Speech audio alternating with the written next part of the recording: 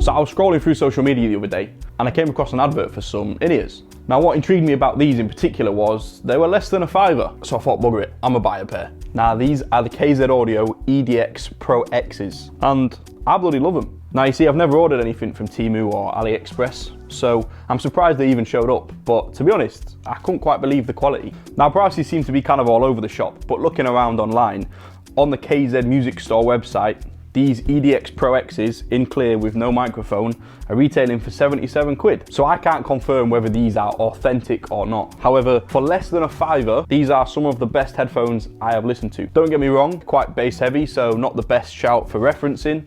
But for musicians looking to get into the in-ear monitor world and try a pair out, I think these are a top shout. Now it's kind of hard to have anything negative to say about these in-ears with the price. However, if I was to really nitpick, there's two things that I would like to change that can be changed. Now the first thing is the length of the cable.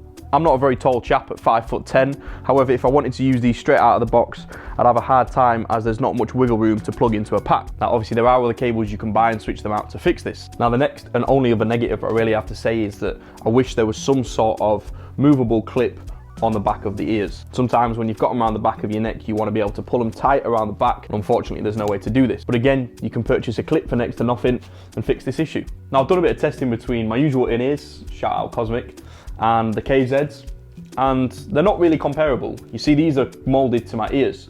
So in terms of isolation, it's not going to get much better.